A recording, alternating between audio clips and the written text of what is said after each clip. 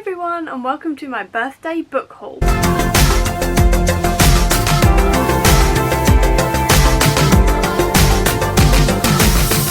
So March was my 26th birthday, so I was gifted a few books, but I also bought myself a huge ton of books, if you couldn't tell by the thumbnail. So what I thought I'd do is go through all of them now and just tell you everything that I got. So I'm going to start with the books that I was gifted, and then I'm going to go through into the other books that I bought myself. So let's get into it. First I've got to show you, both came from Abby of Pelennor, so thank you so much, Abby, for these. I'm so excited to read them. I have had these on my wishlist for a very long time. The first one is Shiverton Hall. This one is a spooky middle grade book, and I am just totally into spooky middle grade at the moment, so I cannot wait to read this one. And then also we've got The Ivory Key. This one says 4 siblings, a country in ruin, one quest to save them all.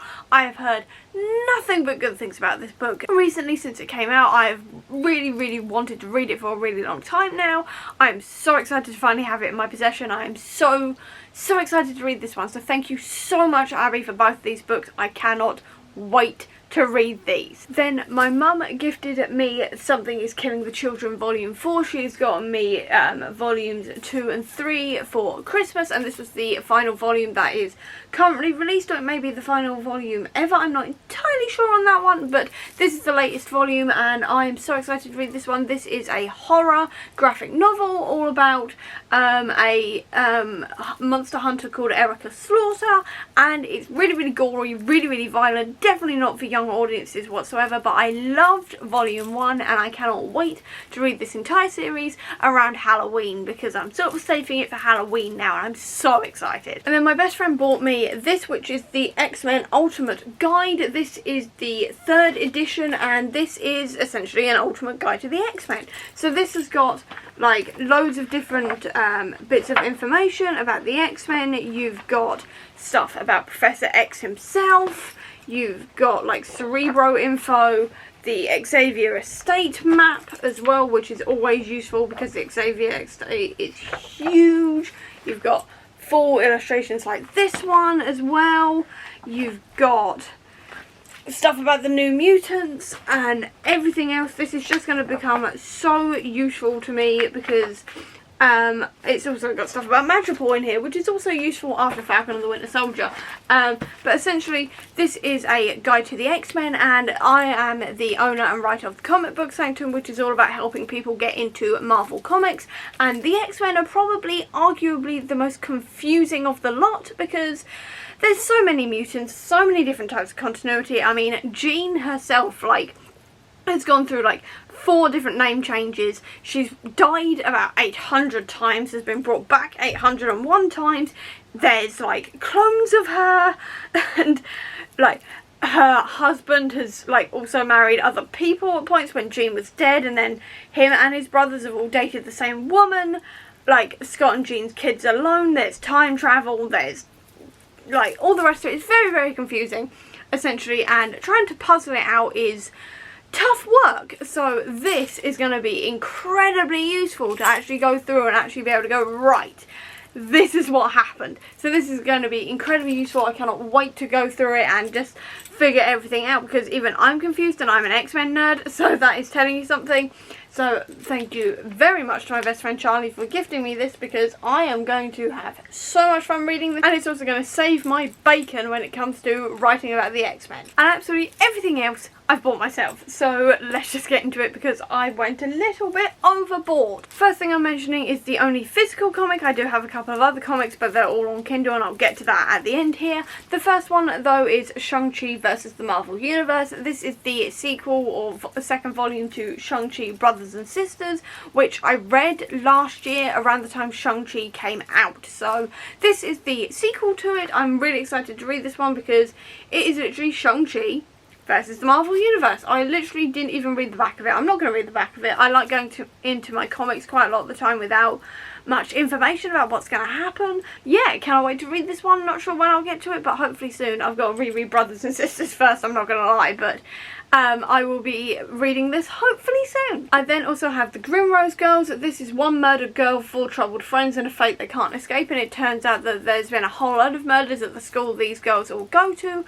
which are all connected to fairy tale curses, and their fates are tied to it, and they've got to like break the cycle for good, or they are cursed to the same brutal and gruesome endings, which just sounds fun. I'm dipping my toe into dark academia a little bit, but I thought I'd also go for something that's a bit more sort of fairy tale-esque, because I'm always here for the fairy tale retellings. This sounded really, really interesting, and it also sounds perfect as well for Gothtober when Gothtober rolls around this October.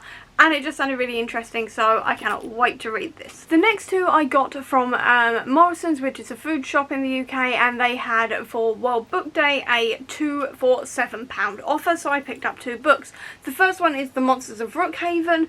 This one is all about a family of monsters and things like this, and I think they're all stuck inside Rookhaven, which has a magical glamour around it, protecting Mirabelle from the outside world. That's all I really know. I've heard Hannah from Ladder M talking about this one a few times, so I wanted to give it a go, especially considering it was 2 for £7. The second one is the Memory Thieves. This one I really don't know much about, further than the fact that like the main character has had his dark memories from his past life removed, and there's like a new resident in their sanctuary, and that's all I really know. I'm really interested in this one. I love this idea of like taking memory and things like this. I also want to read more sci-fi, and I seem to like YA and middle grade sci-fi, so I decided to also pick this one up. Again, they were 2 for £7, so very excited to see where these two go. I then also picked up Cameron Battle and the Hidden Kingdoms. This one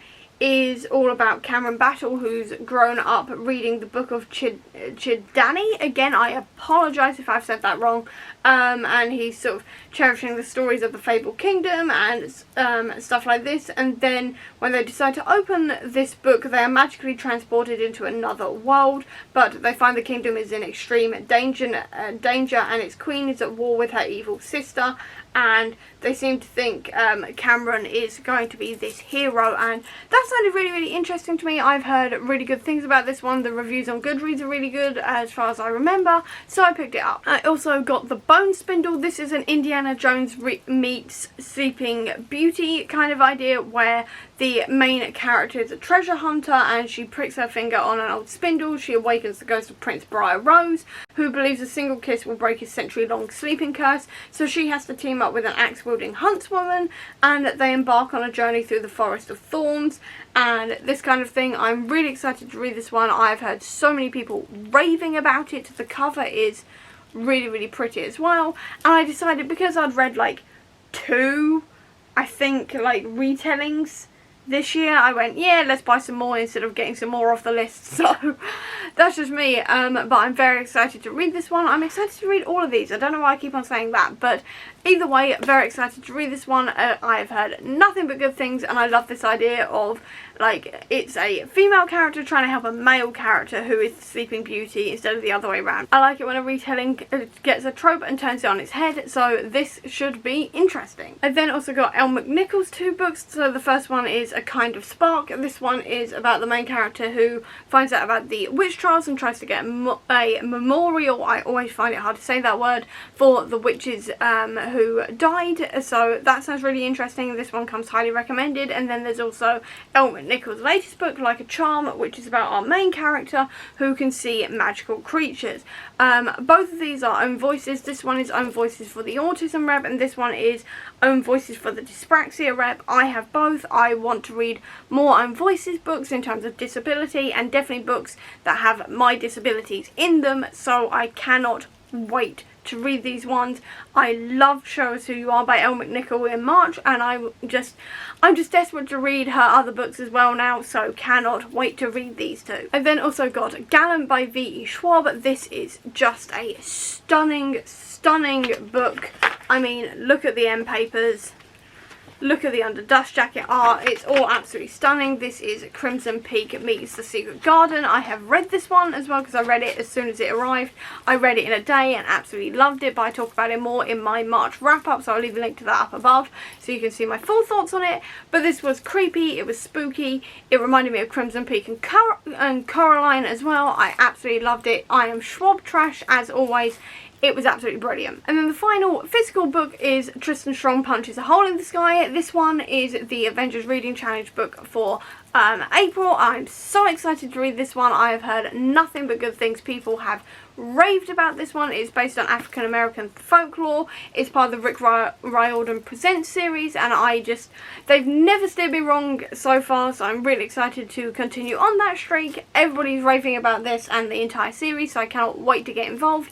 I'm reading it this month and I cannot wait. And then finally I had a couple of Kindle things as well. The first one was Redempter, which is the sequel to Raybearer. I read Raybearer back in February and just adored it. It's definitely one of my new favourite books. I loved the world building of it. I loved like all the characters and the magic system and everything else. It was really, really interesting, really, really fun. I flew through it and I was just desperate for the sequel, so I immediately picked it up in March as part of like my birthday book haul, and I'm so excited to read this one because I just love the first one so much. And then the final things I got was the first 3 volumes in Reign of X. This is the next section to the Xmen stories that I've been reading, so it went House of X, Powers of X, Dawn of X, X of Swords / Ten of Swords, depending on which way you're saying it, and this is the next one. This is focusing on what happens after the 10 of Swords tournament and what's happening now with like Krakoa, all the rest of it. It's also leading into the Hellfire Gala, which is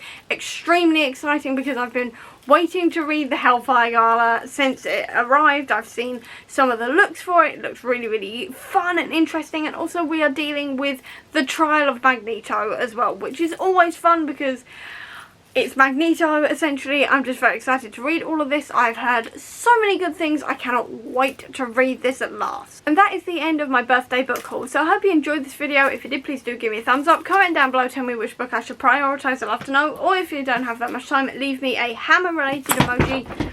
I'm dropping everything, it's fine. A hammer-related emoji down below to let me know that you were here. I'll also leave a link down below to all my social media if you want to check it out, including to the Comic Book Sanctum, which is my website dedicated to Marvel Comics, which will have stuff about House of X, Powers of X, Dawn of X, and all the rest of it if you are interested in that. I'll also leave a link down below as well. I'm trying not to laugh, this is ridiculous. But anyway, I'll also leave a link down below to my Etsy and Redbubble store, which sells bookish merch and bookish bullet journal stuff if you are interested in that. Or if you just want to see any more of my videos, please click subscribe here, and over here will be the link to my previous video. But until next time everyone, bye!